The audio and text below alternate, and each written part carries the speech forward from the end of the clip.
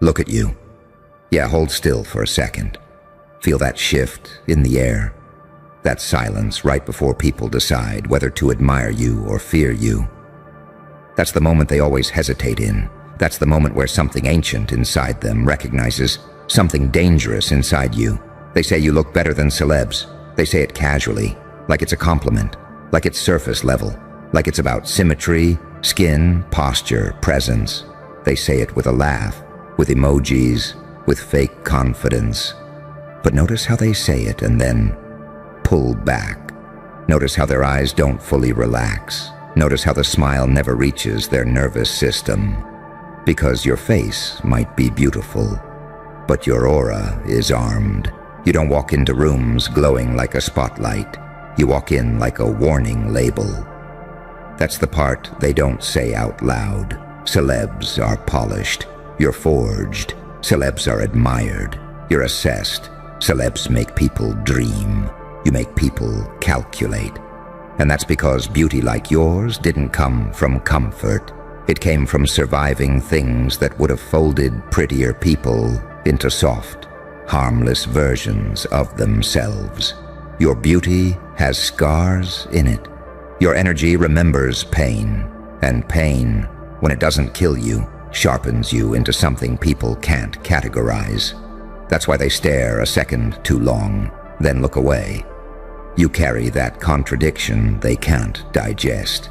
That saint psychopath duality, that angel with blood on the wings tension. You look like light, but you feel like consequence.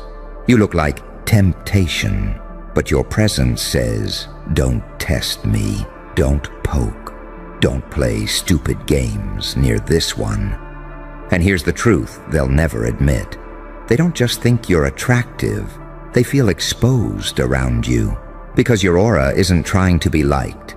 It's calibrated, it's quiet, it's controlled. It's the kind of energy that makes people double-check their tone, rethink their jokes, rephrase their insults in their head before they dare let them out. You don't need to raise your voice. You don't need to flex. Your silence already carries a threat they don't understand. You weren't born with that. You earned it. That edge in your presence, that came from nights where you learned how fake smiles work. From betrayals that taught you how quickly admiration turns into envy. From realizing that being beautiful in a broken world makes you a target unless you evolve teeth along with your wings. So you did.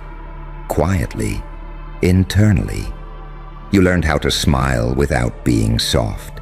You learned how to glow without being naive. That's why people feel it. That's why even compliments sound careful when they're directed at you. They'll say, you look like a celebrity. But what they really mean is, you don't feel accessible like one. Celebs feel distant but safe. You feel close and unpredictable. And unpredictability is power, not chaos, precision. The kind of power that comes from knowing exactly who you are and refusing to over-explain it. You don't seek attention. Attention leaks toward you. And that scares people who built their entire identity on being noticed without being challenged. Your aura doesn't scream. It hums, low frequency, predator calm. It tells the room, I've been through enough to recognize bullshit instantly. It tells weak egos, I see you. It tells manipulators, try someone else. That's why people admire you from a distance. That's why attraction and intimidation sit side by side when they talk about you. They're drawn to you and cautious of you at the same time. That's not an accident. That's evolution. You learned how to balance light and dark without letting either own you. You didn't become bitter, but you didn't stay innocent. You didn't turn cruel, but you stopped being fragile. You became something worse for insecure people and safer for yourself. You became someone whose beauty isn't an invitation. It's a boundary, and deep down, they know it. They feel it when they think about trying you. when they imagine crossing you, when they wonder what would happen if they disrespected you the way they disrespect others. Something in them says, don't. Not this one. This one remembers. This one adapts. This one doesn't explode. This one recalibrates. That's the real reason your aura hits harder than your face. Your presence says, I've been underestimated before, and it didn't end well for them. So let them talk. Let them compare you to celebs. Let them reduce you to aesthetics if that's all their brain can process. You don't need them to understand the weaponized calm behind your eyes. You don't need them to know how much pain it took to make you this composed, this controlled, this untouchable. Because the ones who matter already feel it. They don't try anything. And that's how you know you've become something different. Not just beautiful, not just admired, but respected on a level they can't explain and won't risk challenging. You didn't just glow, you evolved. And the craziest part? You didn't even mean to become this way. You weren't chasing intimidation. You weren't sculpting yourself into a threat. You were just trying to survive with your dignity intact.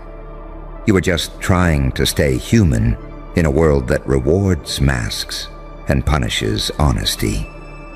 But somewhere along the way, survival refined you, pressure tuned you, pain edited out the weak parts of your energy and left behind something distilled, something precise. That's why your aura doesn't beg for approval. It doesn't lean forward. It doesn't overcompensate. It stands still. And stillness like that unsettles people. Stillness like that tells the truth without speaking. It tells them you're not desperate, not hungry for validation, not impressed by status or fame or borrowed shine. You've seen behind the curtain. You've outgrown the illusion. Celebs sparkle because they're packaged. You radiate because you're real. And real is terrifying to people who live in performance mode. They sense it when they're near you. Their nervous system clocks it before their brain does. They straighten their posture. They soften their insults. They second-guess their manipulation. Because your energy doesn't react the way they expect. It doesn't chase. It doesn't flinch. It observes. It waits. It files things away quietly. And nothing scares insecure people more than someone who doesn't need to prove a damn thing. You're not loud, but you're undeniable. You've got that paradox written into your presence. Approachable face, untouchable core, warm eyes, cold standards, a smile that says, I see you, and an aura that says, don't disrespect me. That balance wasn't given to you. It was forged through moments where you had to choose between staying kind and becoming stupid, and you chose something smarter. You chose controlled kindness, strategic warmth, mercy with memory.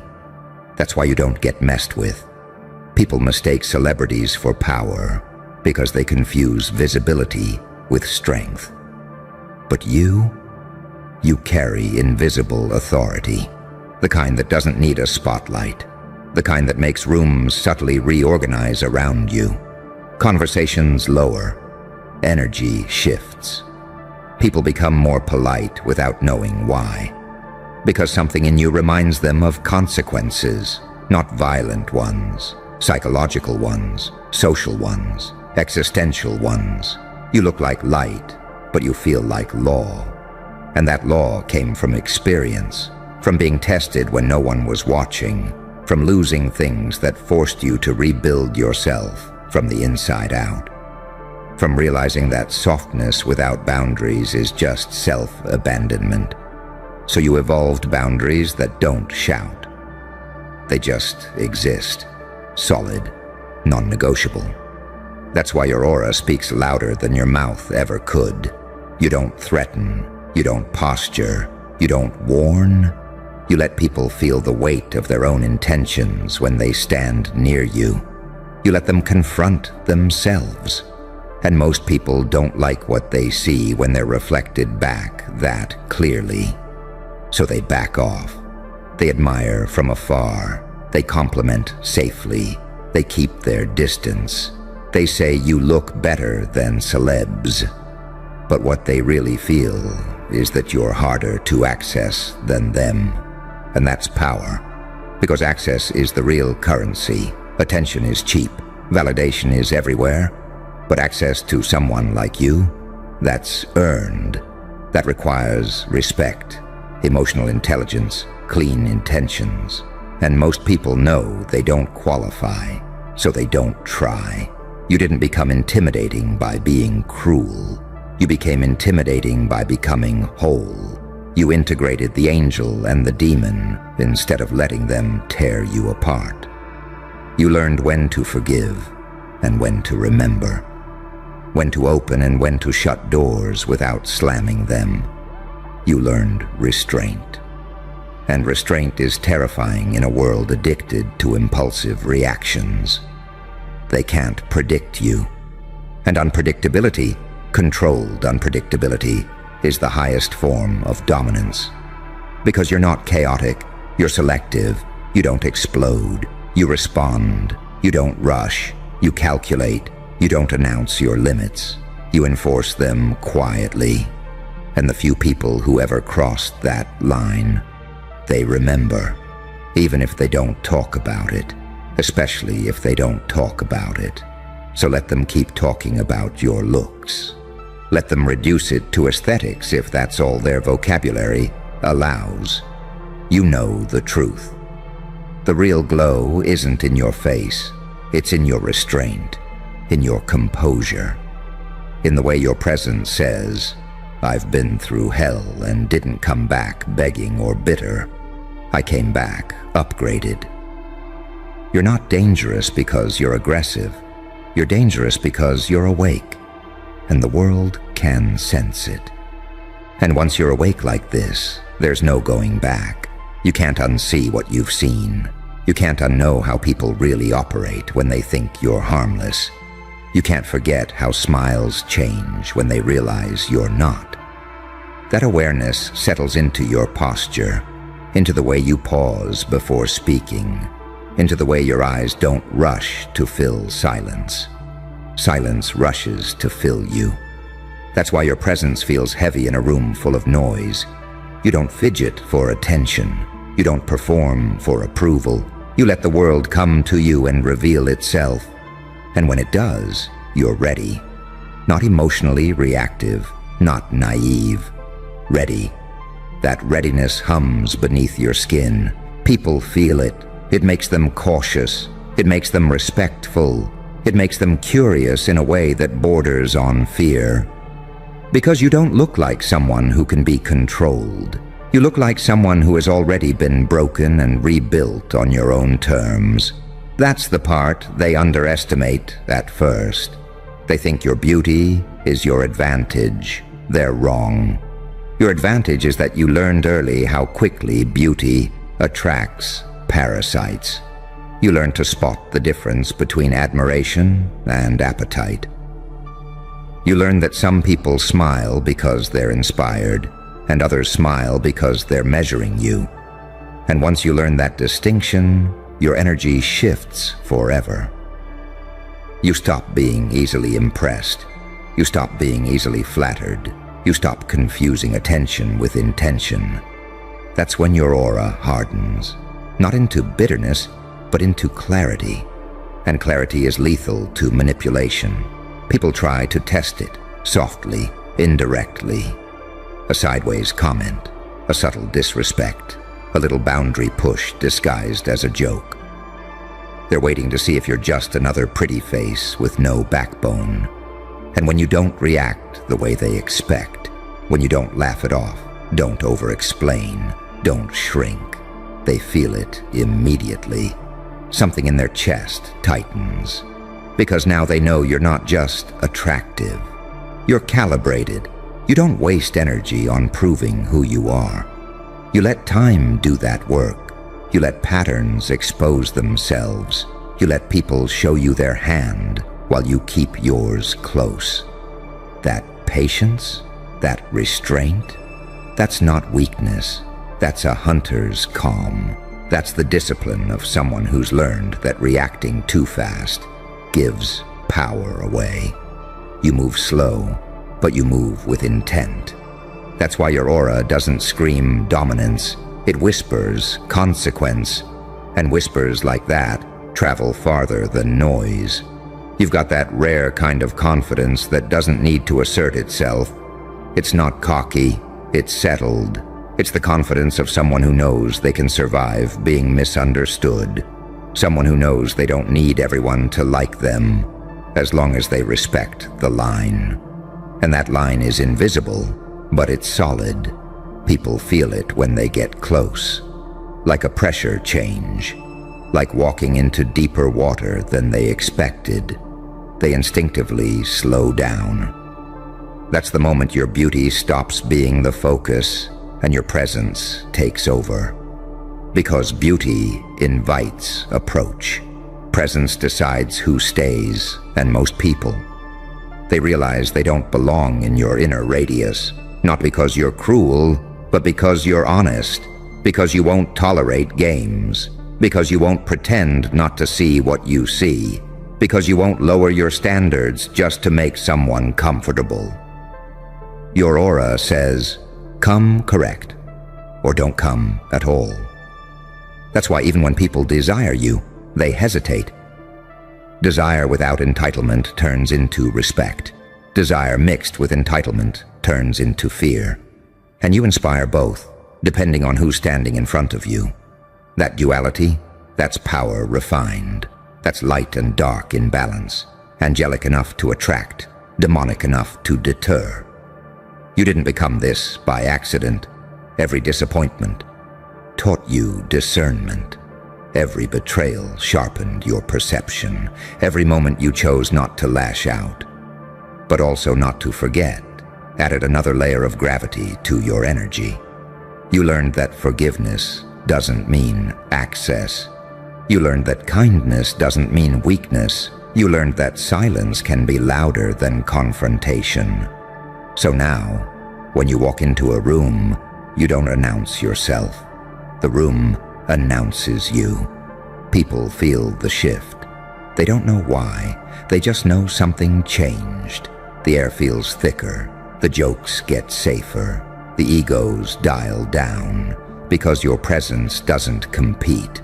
It regulates. It sets a tone. And only those who can meet it without flinching get closer. The rest admire from afar and keep their hands to themselves. Let them say you look better than celebs. Let them try to reduce you to something familiar. It's how people cope with what they can't categorize. But deep down, they know the truth. Celebs are images. You're an experience. Celebs are consumed. You're encountered. And encounters like that leave a mark. You're not intimidating because you're aggressive. You're intimidating because you're awake, aware, and unwilling to betray yourself for comfort. Because your aura carries the message that you've already paid the price of becoming who you are. And you're not interested in discounts, shortcuts, or disrespect. So stand exactly how you stand. Look exactly how you look. Let your silence do the talking. Let your presence set the boundary. Let your energy keep filtering the weak from the worthy. Because when your aura says, don't try anything, it's not a threat. It's a fact. And the longer you live like this, the more obvious it becomes that this isn't something you can fake. People try. Oh, they try. They borrow confidence. They rehearse dominance. They copy aesthetics, posture, tone. But they miss the one ingredient you can't steal, the history in your nervous system, the quiet memory of storms you walked through without an audience, the internal rewiring that happens when you realize no one is coming to save you, and you save yourself anyway.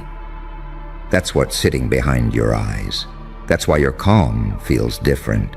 You don't rush because you don't panic. You don't chase because you don't fear scarcity. You don't overreact because you've already survived worse than whatever moment is in front of you. That lived certainty settles into your bones. It slows your movements. It deepens your gaze. It gives your presence that "don't play with this one" undertone people feel before they understand it. They call it aura because they don't have language for earned gravity.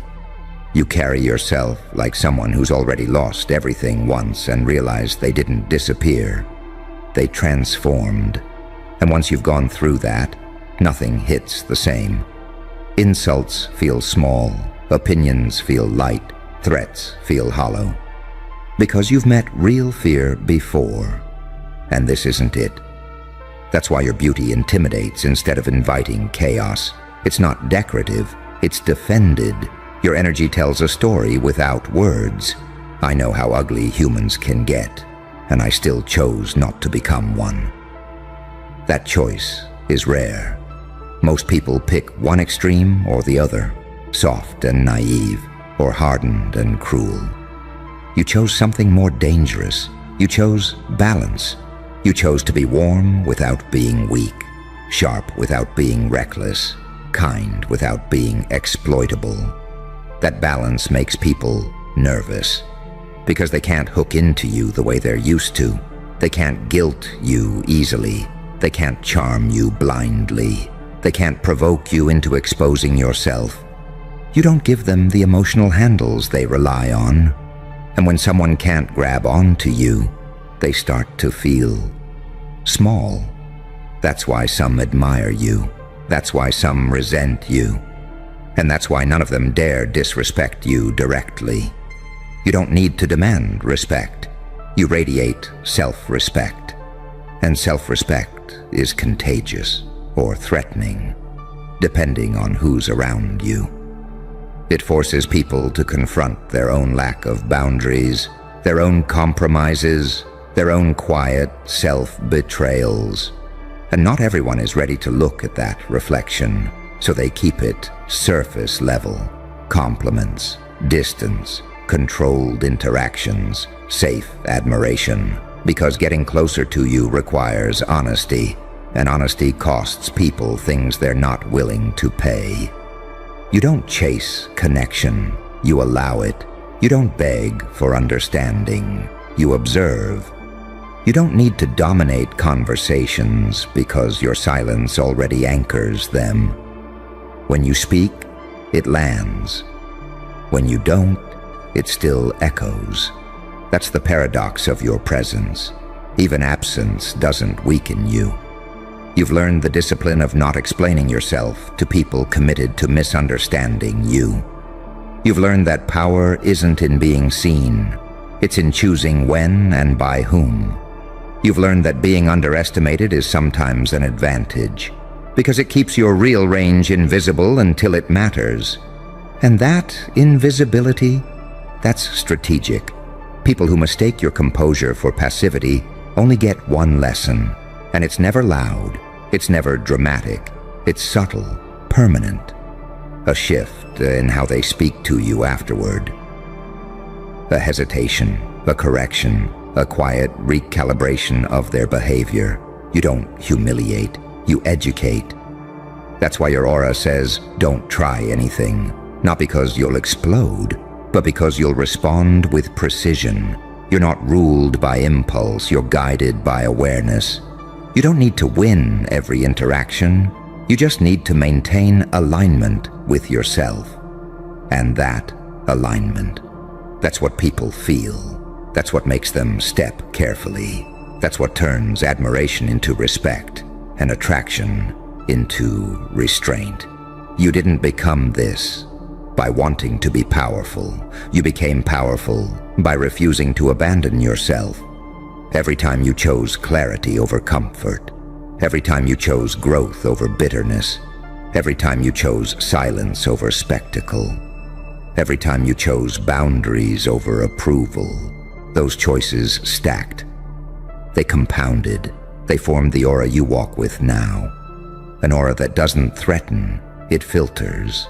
An aura that doesn't chase, it selects. An aura that doesn't shout, it warns. So let the world keep calling you beautiful. Let them compare you to celebs. Let them try to flatten your presence into something safe and familiar. You know what you really are. You're not admired because you're pretty. You're respected because you're intact. And intact people are the most dangerous kind. Because they don't need permission, they don't need validation, and they don't need to try anything to prove who they are. They already did the work. Hold still, not your body, your name. Because the room just flinched when it was mentioned. You feel that pause, that microscopic silence where people swallow before speaking. Yeah, that's not respect. That's not fear either. That's danger awareness. That's the instinct that kicks in right before a storm realizes it picked the wrong mountain. Bro, you didn't win with numbers. You didn't hide behind a crowd. You didn't outsource the damage. You went solo. And now, your name doesn't travel freely anymore. It travels with consequences. See, when you take them solo, something ancient snaps into place. The mind can forgive a mob. The mind can rationalize a system, but a single human dismantling the structure, that breaks the script. That creates a paradox they can't metabolize. One body, one brain, one will. Collapsing what required entire bloodlines to maintain. That's when logic backs away slowly and whispers, "This one is not normal." You were supposed to be light enough to crush, soft enough to shame, predictable enough to box in. Instead, you became that impossible hybrid, half saint, half psychopath. The kind who can feel everything and still pull the trigger on reality. The kind who prays with blood on their hands and sleeps like a baby afterward. Angelic discipline fused with demonic clarity. And that fusion, that's what terrifies them. Because they can't decide what you are. And what they can't define, they can't control.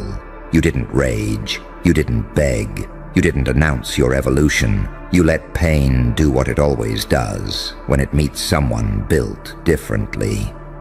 It sharpened you. While others broke, you updated. While others collapsed inward, you expanded outward. You didn't heal like a victim. You healed like a weapon being reforged. That's the part nobody talks about. Pain doesn't make everyone stronger. Pain selects. It reveals. It exposes who needs comfort and who needs pressure. And you didn't just survive the pressure. You learned how to apply it. So now, every time your name comes up, there's that look, that subtle recalculation, the sudden tone shift. Because they remember what happened when they underestimated you. They remember the moment they realized there was no backup coming, no cavalry, no higher authority to appeal to, just you. Calmly dismantling the illusion they were hiding behind. You took them solo, and something primal rewired. They don't say your name casually anymore. They say it like a warning, like an urban legend that turned out to be real. Like a file they weren't authorized to open, but did anyway, and now can't forget what they saw. Your name doesn't inspire debate. It ends conversations. It makes people lower their voice, glance around, check their footing. Because unpredictability is power, not chaos. Precision, unpredictability. You don't move the same way twice. You don't respond how patterns expect. You don't seek revenge. You seek finality. And that's what scrambles them. They're trained for anger. They're prepared for ego. They know how to manipulate desperation. But you operate from a place where outcomes matter more than emotions, where silence is louder than threats, where patience is just violence with a longer fuse.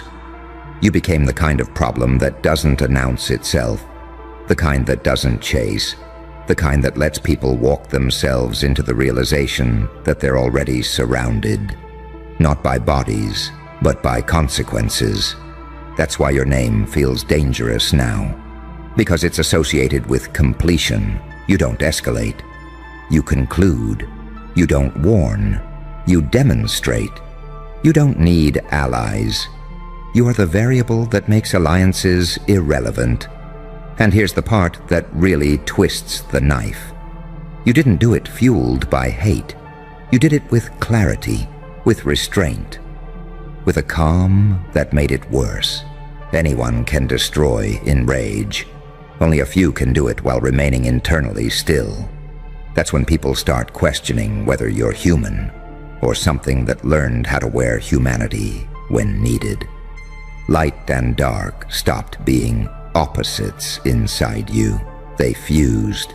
You learned when to be merciful and when mercy would be disrespectful. You learned when to forgive and when forgiveness would be a lie. You learned that morality isn't about being clean.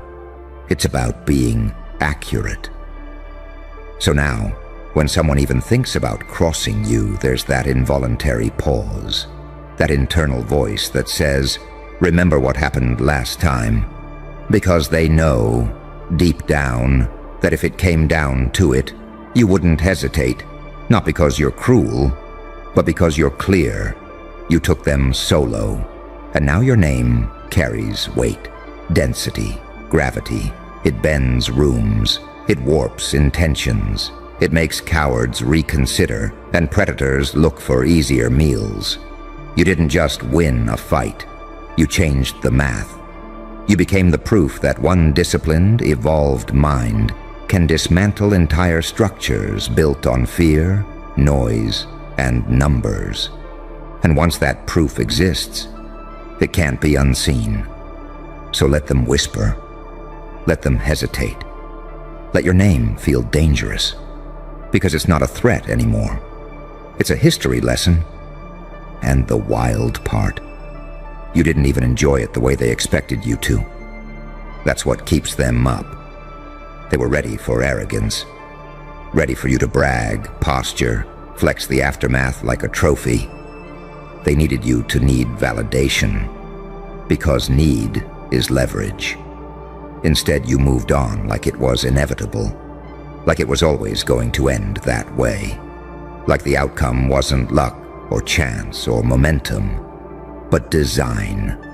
That terrifies people more than violence ever could. Because when someone enjoys domination, you can predict them, feed their ego, stroke the monster. But when someone treats victory like maintenance, like a necessary correction, that's when instincts start screaming. That's when survival mode kicks in.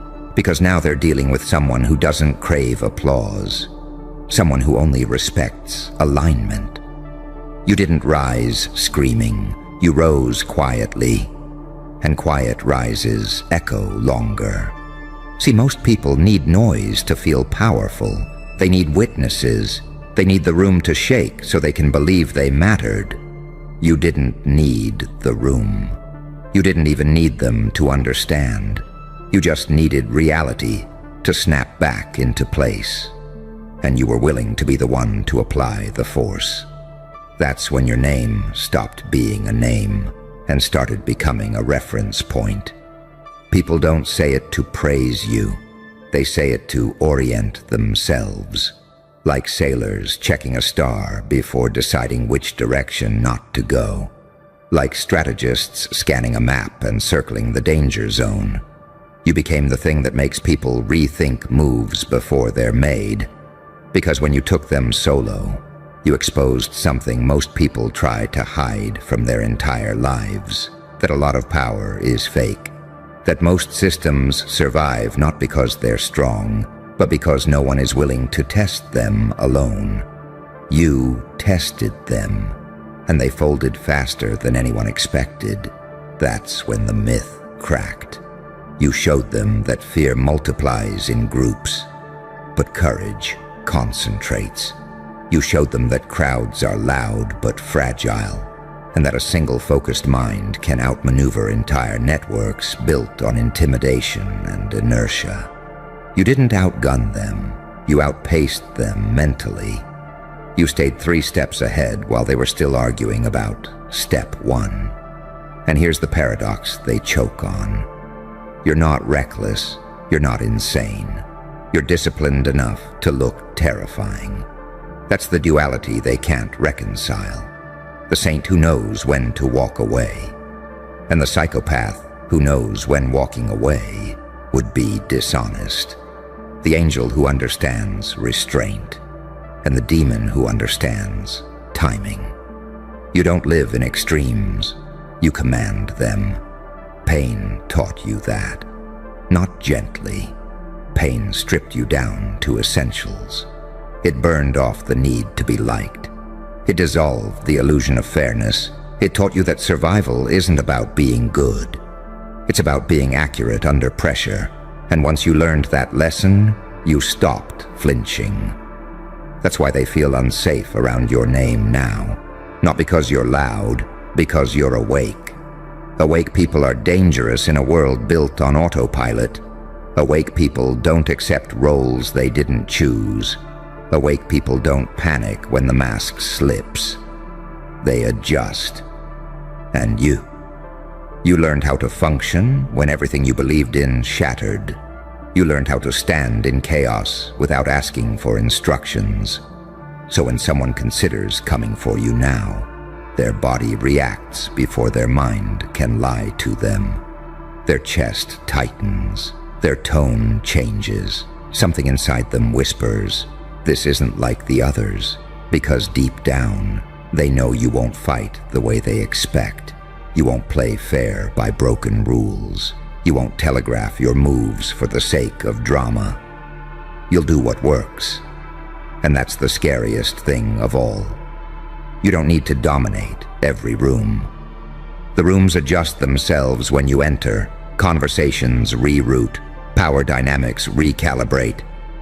People who once felt untouchable suddenly feel exposed because they sense it. You see through the performance. You see the strings, the fear, the bluff behind the confidence. You took them solo, and now everyone else knows it's possible. That's the real contagion, not fear. Possibility. The idea that one person can stand up to the machine and walk away intact. The idea that compliance isn't mandatory, that obedience is a choice.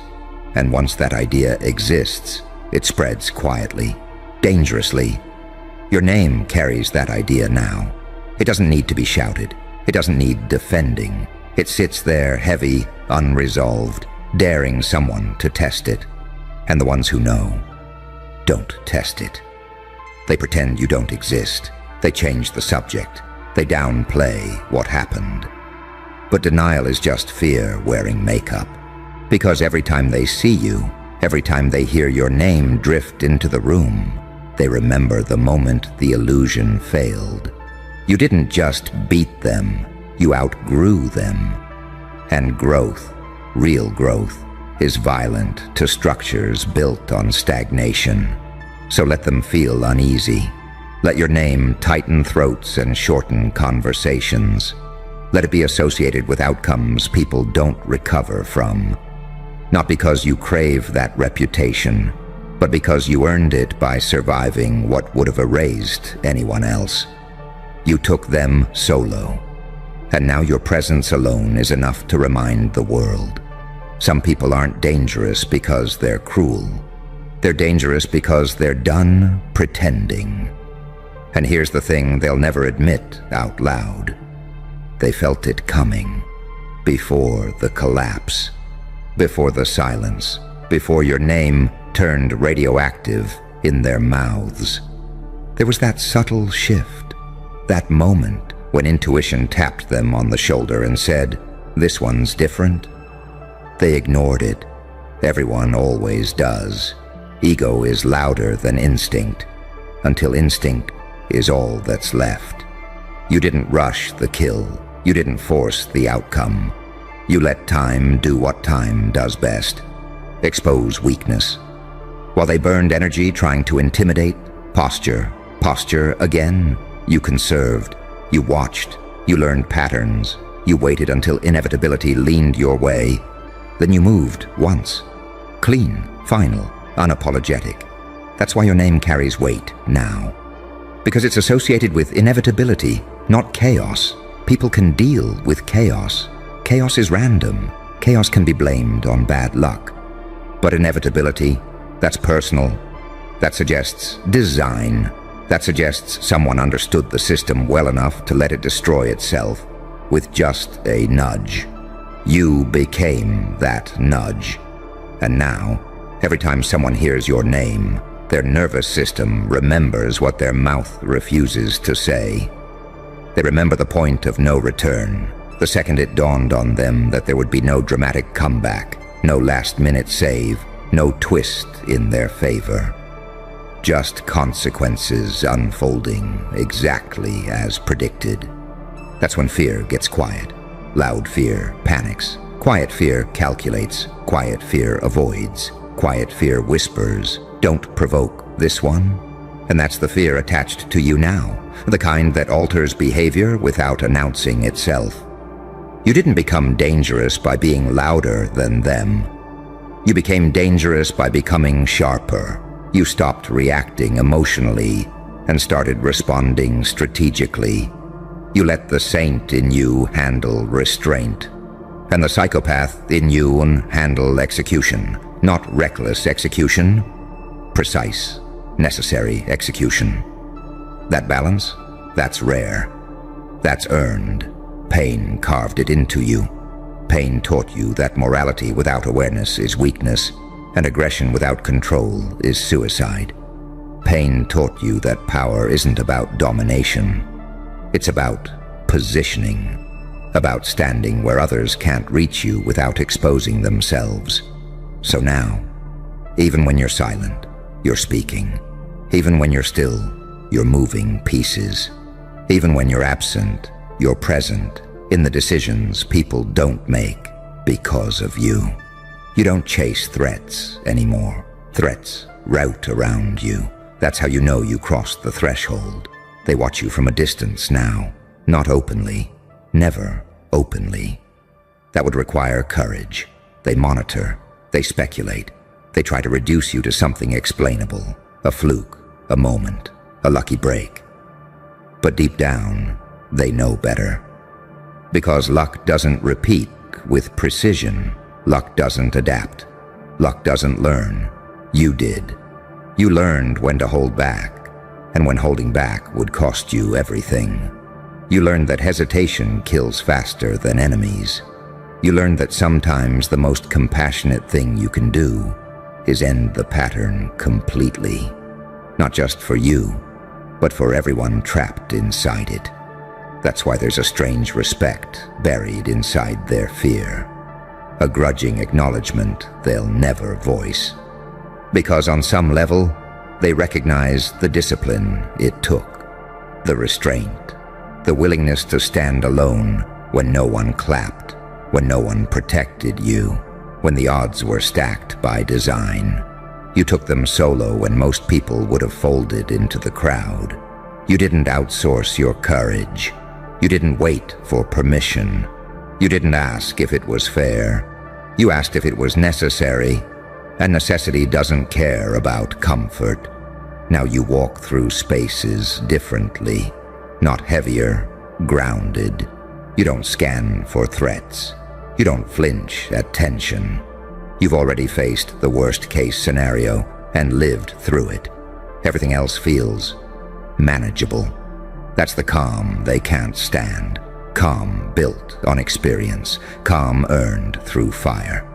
Calm that knows exactly what it's capable of and doesn't need to prove it. That calm rewrites power dynamics faster than violence ever could.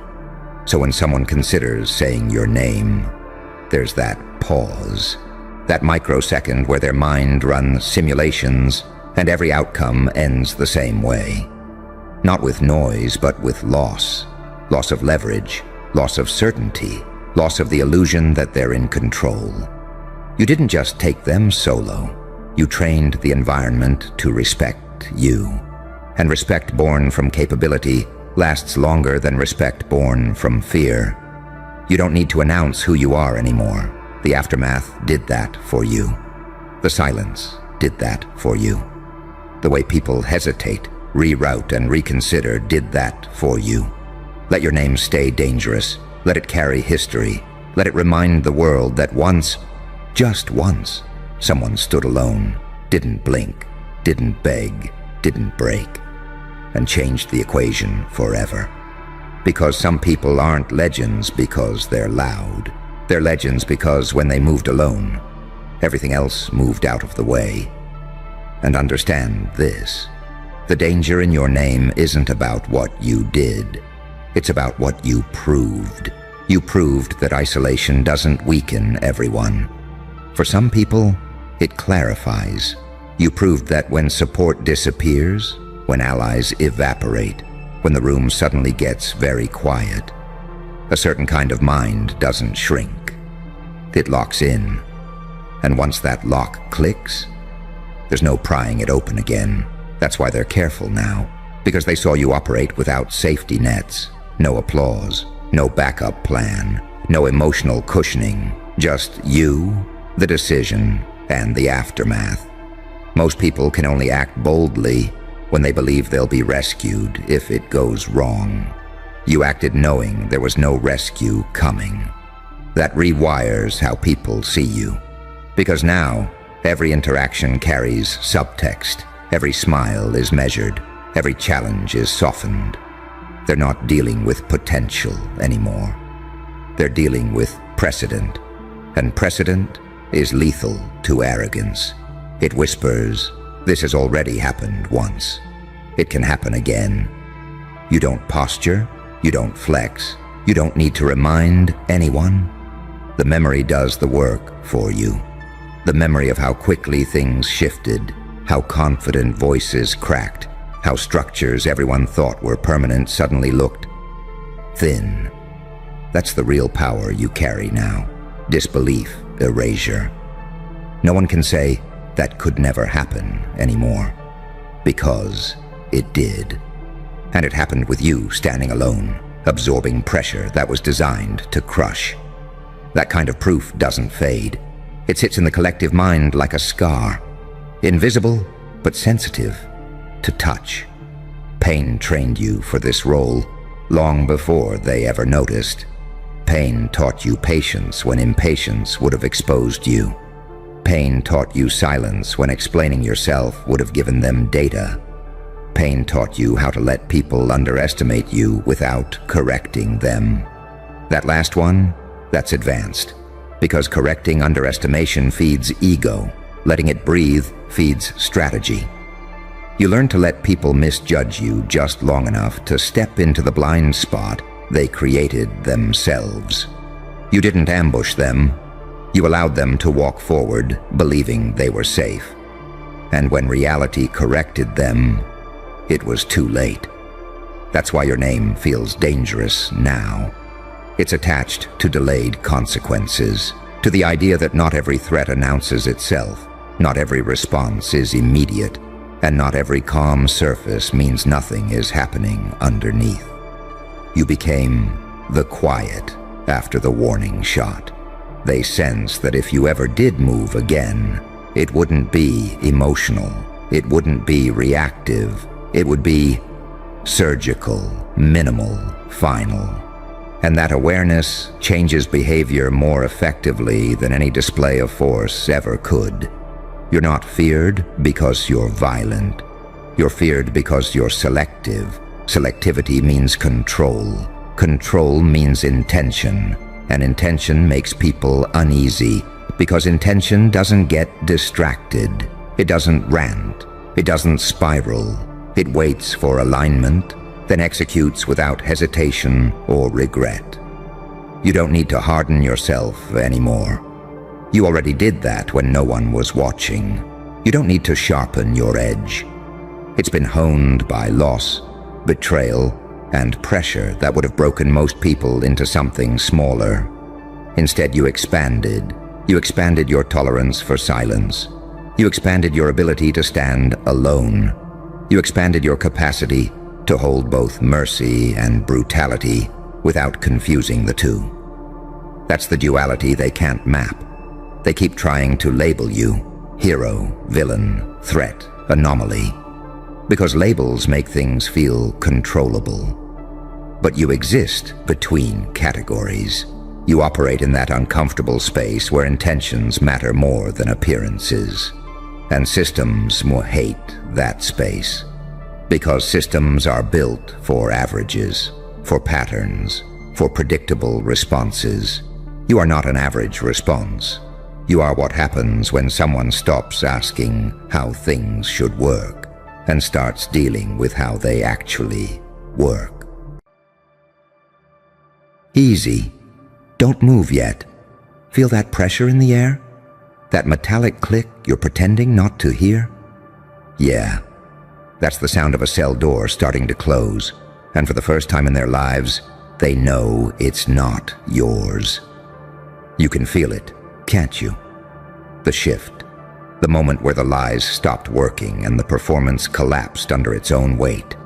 They're still smiling, still nodding, still playing the role. But inside, they're pacing a concrete box with no windows, replaying every move they made against you, realizing none of it landed the way they planned. Because here's the part they didn't calculate. You were never trapped. You were tempering. They thought pressure would crack you. They didn't know pressure forges monsters and saints in the same furnace. They thought pain would simplify you. Instead, it made you complex, unreadable, asymmetrical, something that doesn't fit cleanly into their little behavioral spreadsheets. You became the paradox they can't process. Too calm to be broken, too dangerous to be ignored, too principled to smear, too unpredictable to control. That's when it started, not the victory, the panic. Because the moment they realized you weren't reacting the way a victim is supposed to react, the moment you stopped pleading, stopped explaining, stopped proving, the moment you let them talk themselves into corners, that's when the walls began to close in. See, you don't have to shove someone into a cell to imprison them. All you have to do is let them realize they've already exposed themselves. Every move they made to box you in. It outlined their guilt. Every accusation, a confession wearing makeup, every whisper campaign. A map leading straight back to them. And you just stood there, quiet, watching, letting the saint in you keep your hands clean while the psychopath in you memorized everything. That duality.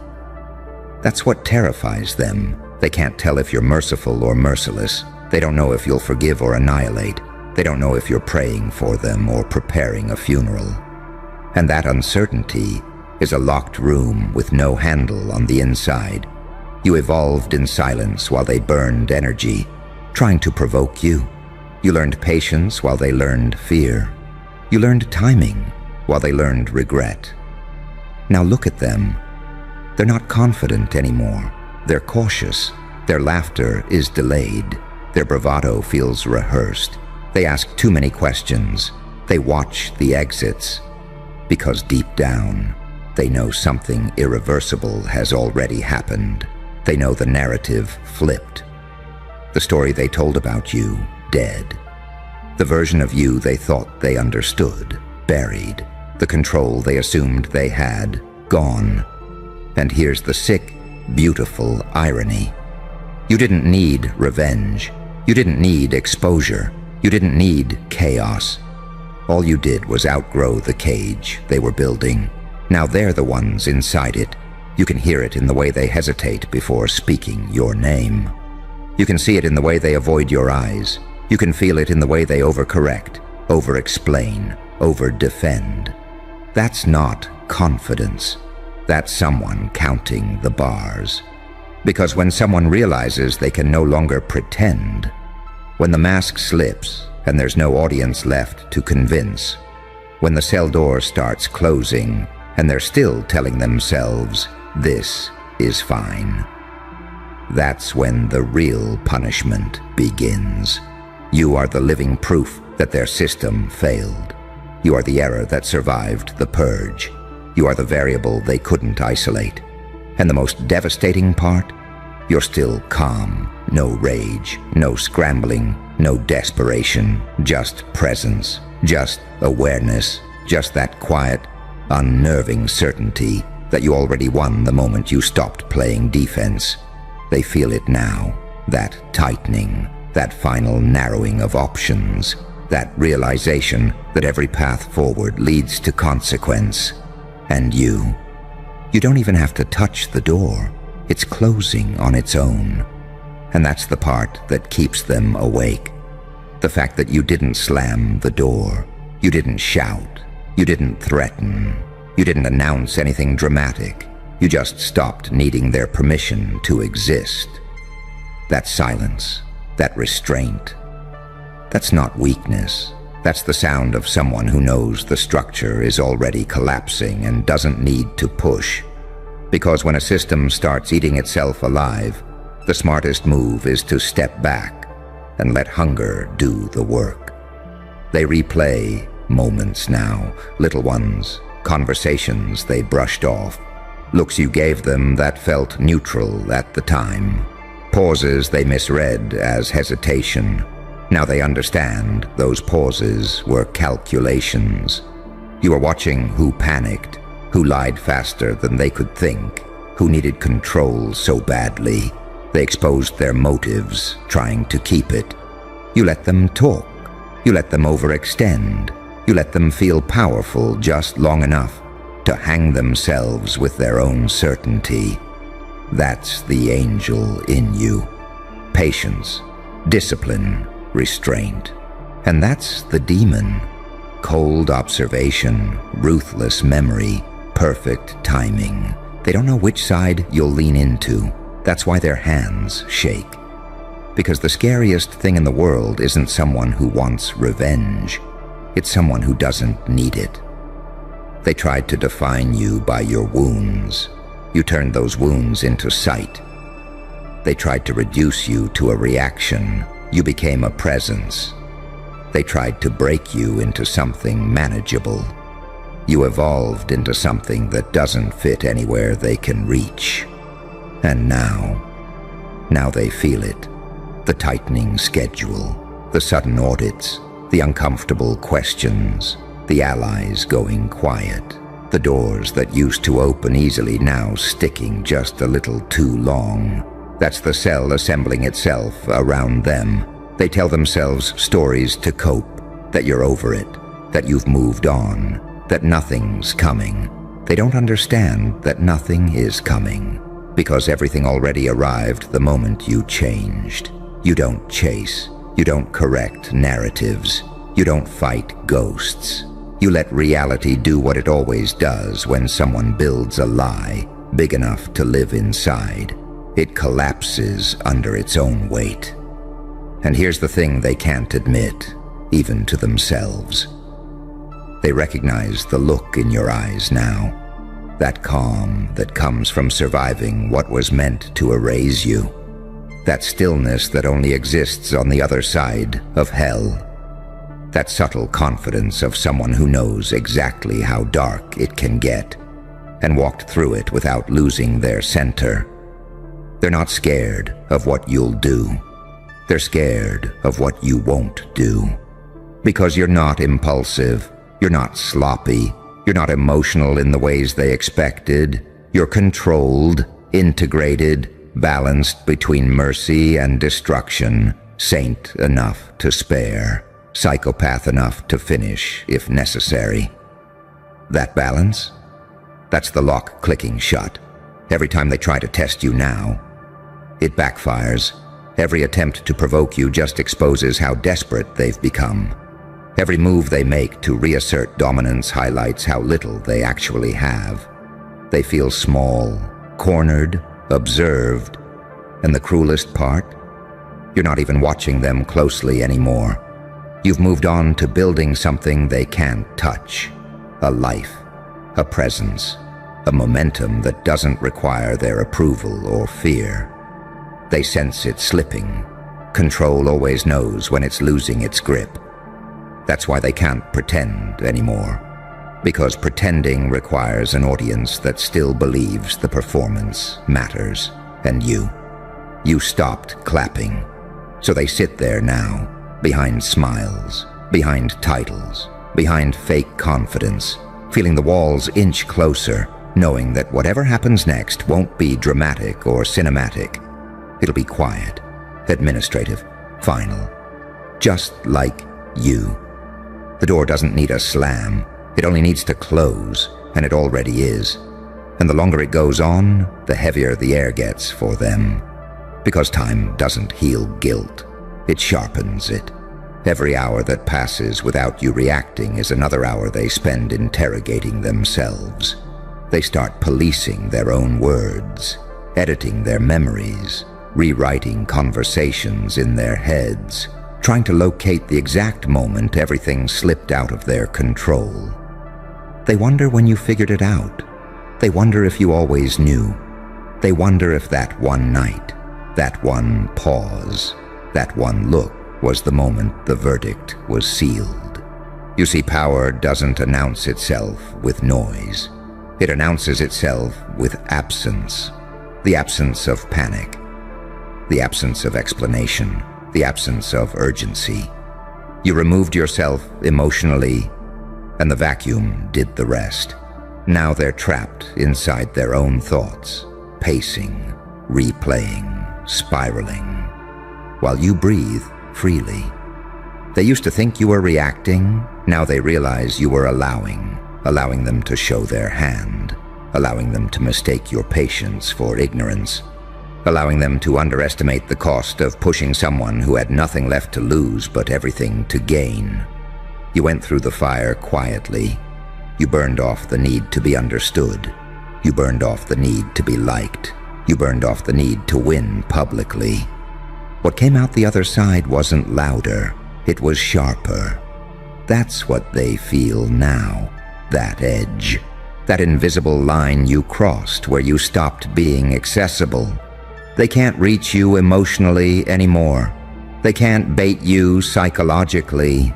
They can't destabilize you with chaos. And when someone realizes they no longer have access to your nervous system, that's when fear sets in. Because fear doesn't come from aggression. It comes from irrelevance. They are irrelevant to your trajectory now. Their opinions don't steer you. Their approval doesn't regulate you. Their threats don't move you. You're not defiant. You're detached. And detachment is terrifying to people who survive by control. They feel exposed because you stopped engaging in the ritual. You stopped performing pain for them. You stopped bleeding on demand. Instead, you integrated the darkness. You made peace with the parts of yourself they tried to weaponize against you. That's why their usual tactics don't work anymore. Shame doesn't stick. Fear doesn't land. Gaslighting slides right off.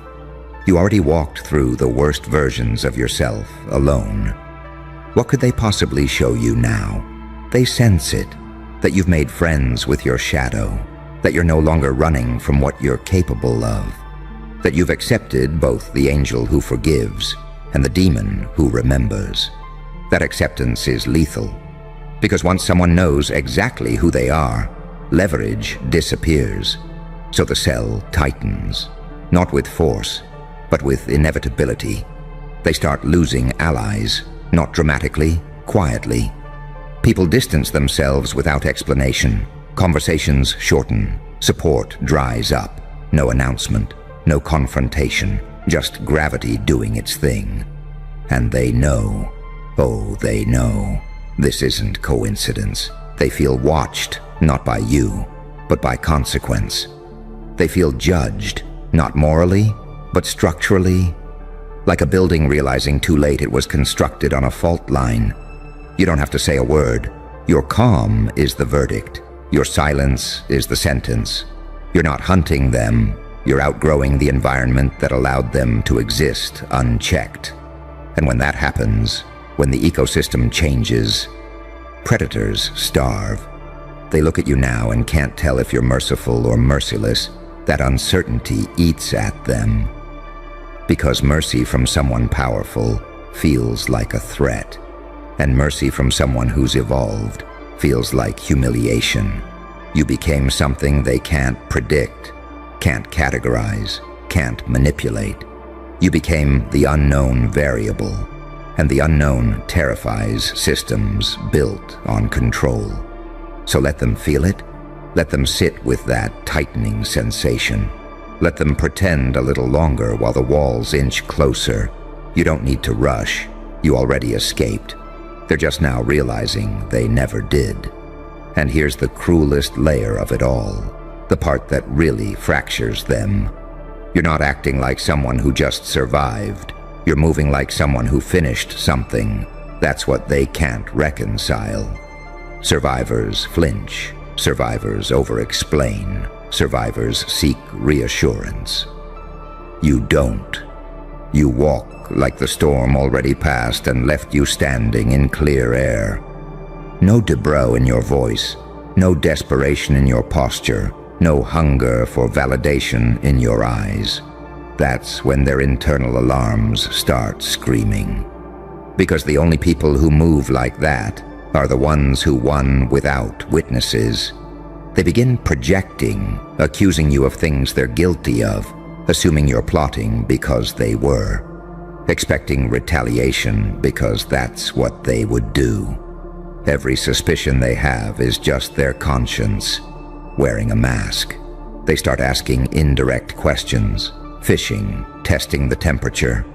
You answer calmly, normally, almost kindly. And that's when the panic spikes, because kindness from someone who's no longer afraid feels like a loaded weapon. They realize too late that your restraint isn't uncertainty, it's discipline, that your silence isn't confusion, it's control, that your stillness isn't exhaustion, it's precision. You didn't forget what they did, you absorbed it. You didn't collapse under pressure, you reorganized. That's evolution through pain, not becoming harder, becoming clearer. You see patterns now where others see chaos. You see intent where others hear excuses. You see endings forming long before the final moment arrives. They sense that about you, that you're not waiting for permission, that you're not hoping for justice, that you're not chasing closure. You already closed the loop internally. That's why they feel locked in, because the door that matters, the psychological one, already shut. They're still trying to negotiate outcomes, not realizing the negotiation phase ended when you stopped needing them to acknowledge anything. They thought they were dealing with someone wounded. They're dealing with someone integrated, someone who fused pain with intelligence, someone who turned betrayal into discernment, someone who transmuted chaos into leverage without ever lifting a hand. That kind of transformation doesn't scream. It radiates, and it destabilizes everyone who benefited from the old version of you. They miss the you that reacted, the you that explained, the you that needed them to understand. That version is gone. What's standing here now doesn't beg, doesn't chase, doesn't prove. It observes, it decides, it moves when movement matters. They feel the timeline closing in, not because you're accelerating, but because they're running out of room. Every attempt to delay the inevitable just exposes how trapped they already are. Every smile feels forced. Every interaction feels monitored by themselves. You became the mirror they can't look away from. And mirrors are brutal. They don't attack. They just reflect.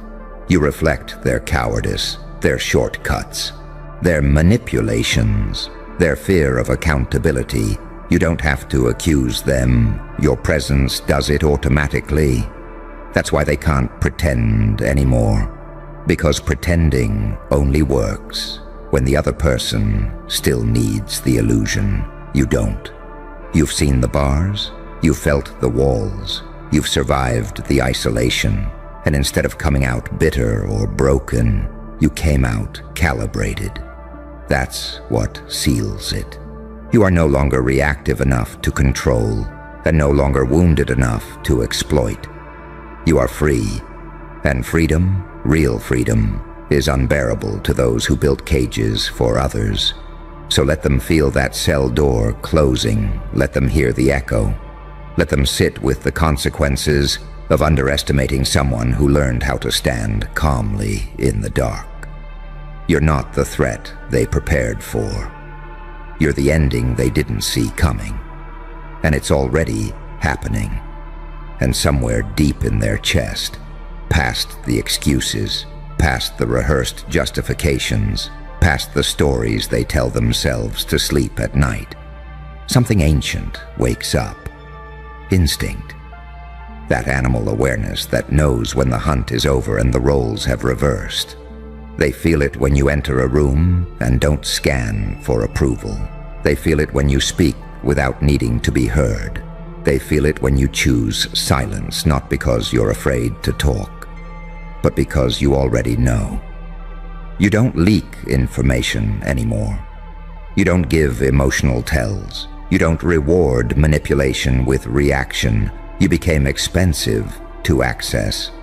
And people who live by control panic when access is revoked. They keep replaying the old versions of you in their mind, trying to summon that person back, the one who doubted, the one who explained themselves raw, the one who carried guilt that wasn't theirs. That version doesn't answer anymore, because you didn't just heal, you shed. You dropped the need to be seen as good by people who benefit from you being small. You dropped the need to be understood by people who never intended to understand. You dropped the need to defend your reality to people invested in distorting it. What replaced it wasn't rage, it was clarity, and clarity is cold, clean, unforgiving. They sense it when you look at them, not with hatred, not with love, but with recognition, the kind that says, I see exactly who you are and I'm not negotiating with it. That recognition is the real sell, because once someone is seen clearly, the illusion they live in collapses. They start slipping up now, contradicting themselves, overcorrecting, overperforming confidence like a bad actor who knows the audience stopped believing. They laugh too loud. They talk too much. They rush to fill silences. Silence terrifies them now, because silence is where truth echoes. You learned how to sit in silence when it was weaponized against you. You learned how to survive without reassurance. You learned how to stand alone without folding inward. That training didn't make you cruel. It made you unshakable. They confused that with menace. Good. Let them. Because the version of you that needed to be harmless is gone. You are not violent. You are not reckless. You are not cruel. You are capable. And capability, without emotional volatility, is the scariest thing in the world to people who rely on chaos. They used to push buttons. Now the panel is blank. They used to predict your responses. Now they're static. They used to feel superior. Now they feel watched by something they can't name, not you. Consequence. You don't threaten their future. Their past already did that. You're just the moment where the math finally adds up. They sense it in their bodies first. Tight chest, shallow breath, sleepless nights. A vague sense that something irreversible has begun. They try to outrun it by doubling down, by controlling harder, by rewriting narratives faster. But pressure doesn't restore control. It reveals fractures, and those fractures are everywhere now. You don't need to confront them. Confrontation would give them relief. Conflict, drama, something familiar. You deny them that. You move forward, building, expanding, becoming someone whose life no longer orbits their dysfunction. That's the real sentence. Not punishment, irrelevance. They realize too late that the cage they feel isn't external, it's internal. It's the moment when they understand they can't reach you anymore. Emotionally, psychologically, energetically. You are no longer available for their games. You graduated from the environment that produced them. And graduation doesn't look dramatic. It looks quiet, clean, final. So let them feel the door closing. Let them listen to that echo. Let them pretend a little longer while reality tightens around them. You're not looking back. You already walked out. And the silence you left behind, that's what locked it. Shh. Pause right there. Yeah, you feel that? That quiet panic in the air. That's the sound of a grown professional staring at a report that was supposed to explain you, and instead just broke reality. You already know what this is. You don't need confirmation. But they ran the file anyway. Private investigator, clean reputation, decades of pattern spotting, paid to reduce chaos into bullet points, paid to turn people into timelines, motives, weak spots, paid to explain. And the moment your name hit that desk, the whole system leaned forward like it finally caught something worth dissecting. They expected dirt. They expected trauma neatly labeled. They expected contradictions they could flatten into diagnoses. They expected a villain or a victim, or at least something they could understand.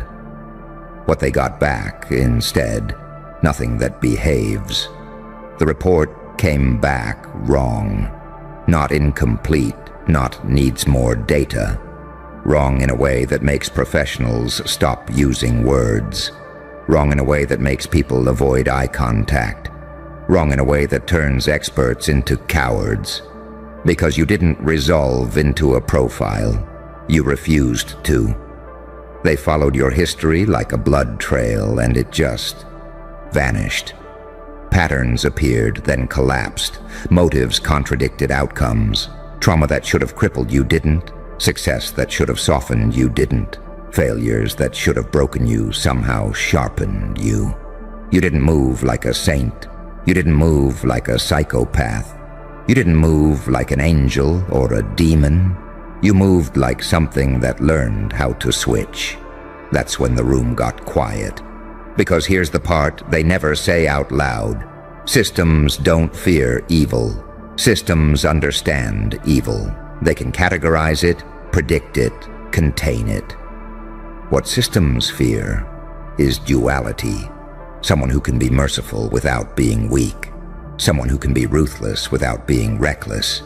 Someone who can smile while calculating outcomes 3 layers deep. Someone who survived pain without turning into a statistic or a cliché. You didn't become hardened. You became precise. That's why the report reads like a glitch. That's why the margins are filled with question marks instead of conclusions. That's why nobody wants to explain it. Because to explain you, they'd have to admit something terrifying. You're not driven by fear. You're not driven by approval. You're not driven by impulse. You're driven by adaptation. You learned when to be silent. You learned when to disappear. You learned when to let people underestimate you just long enough to ruin their confidence in reality. You learned how to look harmless while becoming inevitable. And that messes with people. Because most humans are linear.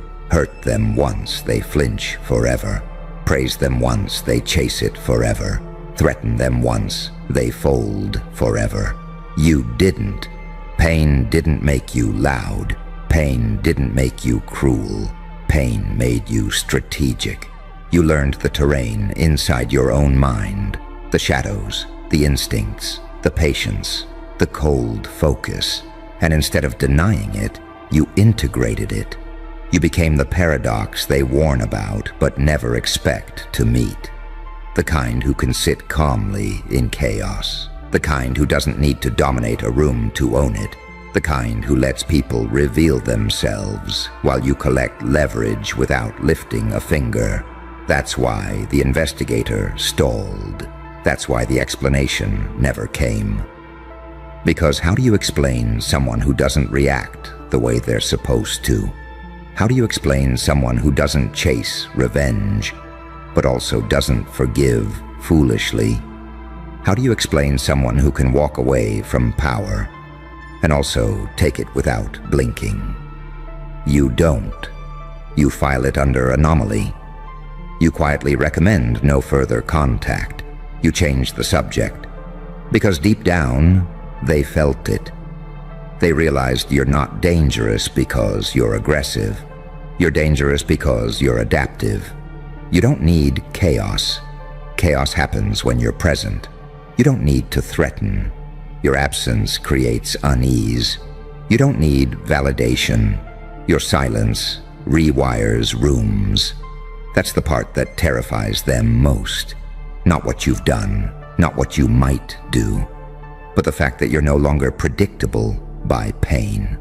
You evolved past the phase where suffering controls you.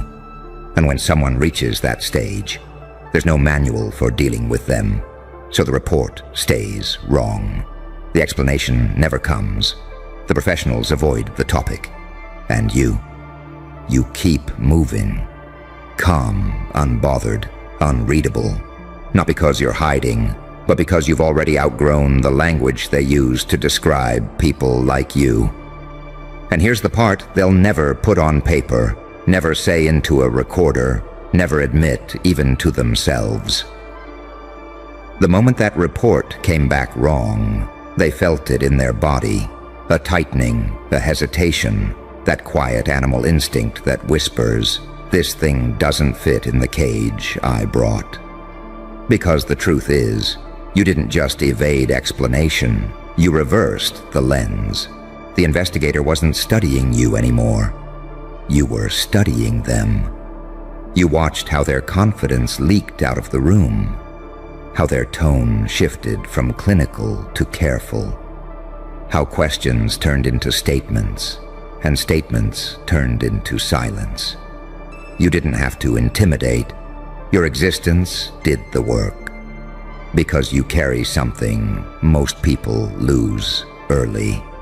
The ability to stay composed while holding contradictions inside your chest. You don't need to resolve them. You don't need to justify them. You let them coexist, light and dark, mercy and severity, warmth and distance, until they become tools instead of conflicts. That's what broke the report. They wanted a single driving force. They wanted a wound they could point to and say, "This explains everything." But your pain didn't make you reckless. It didn't make you loud. It didn't make you sloppy. It taught you timing. It taught you restraint.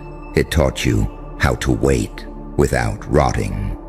It taught you how to sharpen yourself quietly while others mistook your stillness for weakness. And here's the cruel irony they can't handle. You didn't become heartless. You became selective. You didn't lose empathy. You learned where to place it and where it would be wasted. That terrifies people who rely on emotional predictability. Because once someone can no longer guilt you, threaten you, or bait you, the usual levers stop working. You don't flinch when they raise their voice. You don't rush when they apply pressure. You don't crumble when they withhold approval. You observe. And observation is lethal to manipulators. That's why the explanations dried up. That's why nobody wants to talk about it now. Because the report didn't say you were broken. It implied something far worse. It implied you were self-contained. No obvious dependency, no exploitable desperation, no consistent emotional trigger they could press to make you behave. You've already been stripped down to nothing once. You've already rebuilt yourself without witnesses. You already know what it feels like to lose everything. and still wake up breathing. So threats don't land the same anymore. And when someone realizes they can't scare you into submission or seduce you into compliance, they feel exposed, naked, outmatched. They start projecting. They start stalling. They start pretending the file never existed, because deep down, they sensed it. You're not chasing control.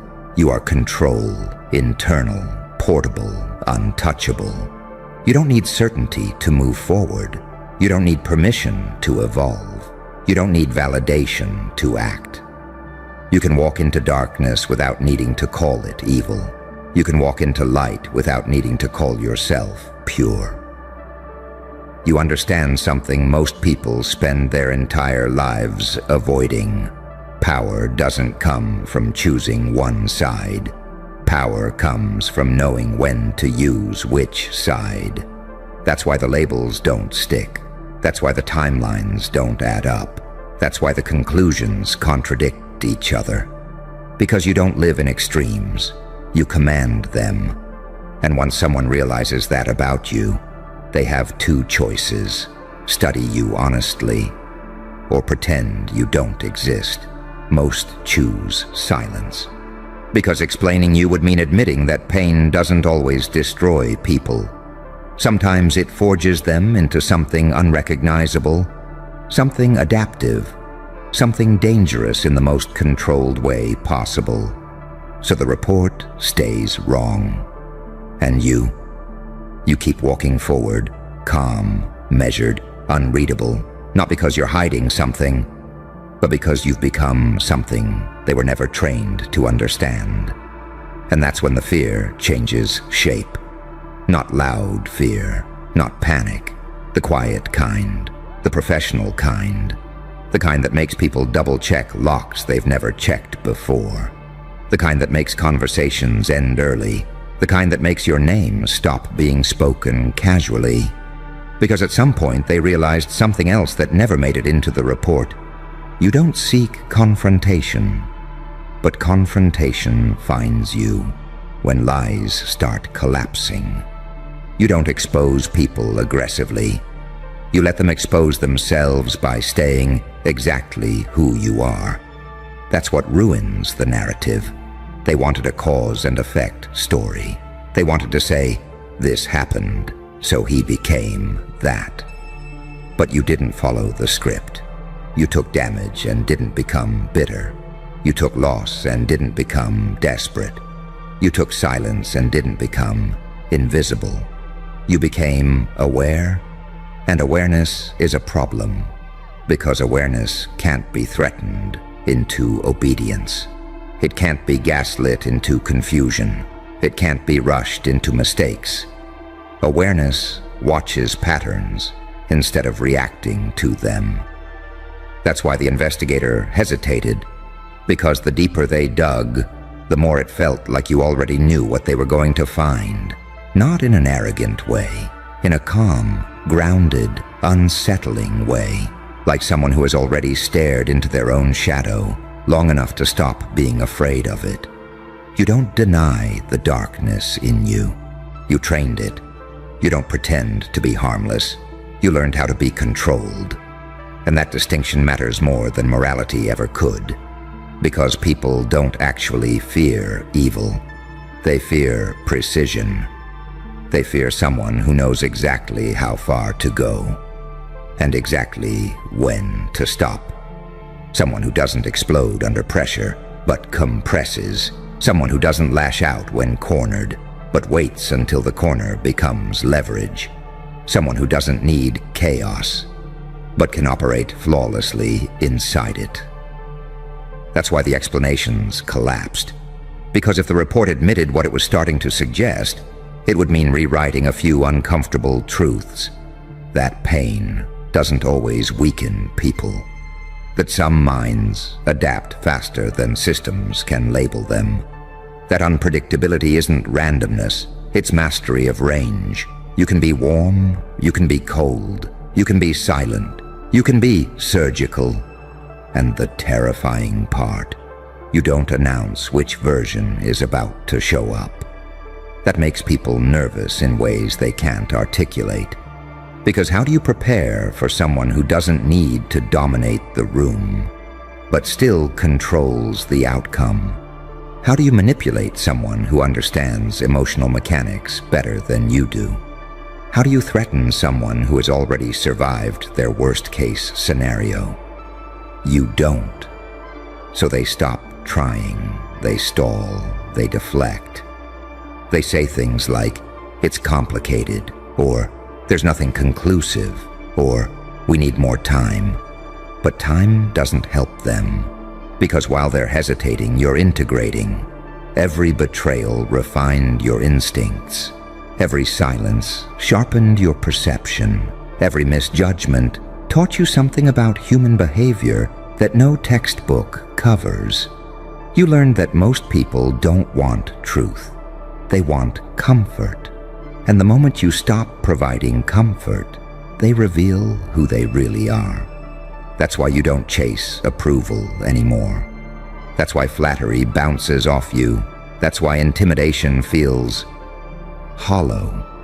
You see the mechanics now. You see how fear moves through rooms. You see how power disguises insecurity. You see how authority panics when it can't predict. And because you see it, you're no longer trapped by it. That's what the report couldn't explain. You're not driven by rage. You're not driven by ego. You're not driven by revenge. You're driven by clarity. And clarity is dangerous, because clarity doesn't need noise. It doesn't need validation. It doesn't need witnesses. It just moves. So the file stays unresolved. The conclusions stay vague. The professionals stay quiet. And you keep evolving past the language they use to define people, not hiding, not running, not attacking, just becoming more precise. And somewhere deep down, they understand it. The problem isn't that the report came back wrong. The problem is that it came back honest. And honesty was never something they knew how to deal with when it couldn't be controlled. And once that realization settles in, something irreversible happens on their side of the table. They stop asking who you are and start asking what phase you're in. Because now they understand you're not static. You're not finished. You're not done becoming. You're a moving variable. And moving variables terrify systems built on prediction. See, most people live in loops. Same reactions, same emotional reflexes, same self-sabotage, wearing different outfits. You break that pattern every time.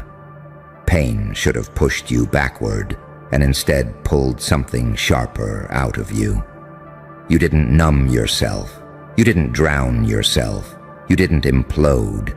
You metabolized pressure. And that's when the investigator realized the worst possible thing. There was no before version of you they could weaponize against the present one. No golden age to remind you of. No old identity to threaten you back into. You don't long for who you used to be. You outgrew them. That's why nostalgia doesn't work on you. That's why shame doesn't land. That's why reminders of your past failures feel irrelevant. You already integrated them. And when someone integrates their past, instead of running from it, they become unblackmailable on a psychological level. That's the quiet power they felt and couldn't explain. You don't react when people dig. You don't panic when they probe. You don't scramble to defend a narrative. You let them look. Because you know the deeper they go, the more confused they'll become. They expect guilt and find accountability. They expect trauma and find composure. They expect chaos and find structure. They expect a monster and find restraint. And restraint is unsettling because restraint implies choice. It means you could do damage, but don't unless it's necessary. It means you could dominate, but prefer precision. It means you could expose, but wait for timing. That's when people start projecting their own shadows onto you. They call you cold because they can't read you. They call you dangerous because they can't control you. They call you arrogant because you don't seek approval. But none of that sticks because you're not acting out of ego. You're acting out of alignment. And alignment is terrifying to people who live in contradiction. You don't need to prove you're right. You don't need to convince anyone. You don't need to win arguments. You let outcomes speak. And outcomes have a way of silencing rooms. That's why explanations stopped. That's why the report ended in ambiguity. That's why nobody wants to clarify what they found. Because clarity would force accountability. They'd have to admit that some people don't break under pressure. Some people don't become smaller after loss. Some people don't follow the emotional math that everyone relies on. Some people transmute pain into leverage. And once that truth is acknowledged, the entire hierarchy starts to wobble. Because if you can do it, then excuses stop working. So it's easier to call the report wrong. Easier to shrug. Easier to move on and pretend the anomaly doesn't exist. But you know better. You feel it when rooms shift as you enter.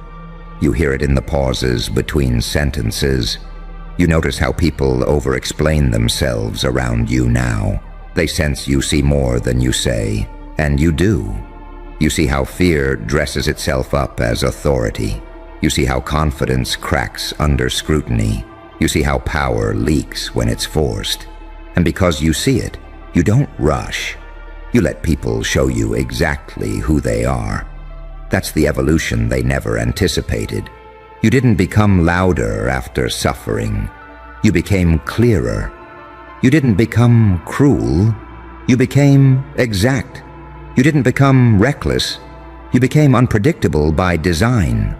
And unpredictability, real unpredictability, not chaos, is the last thing any system wants to face.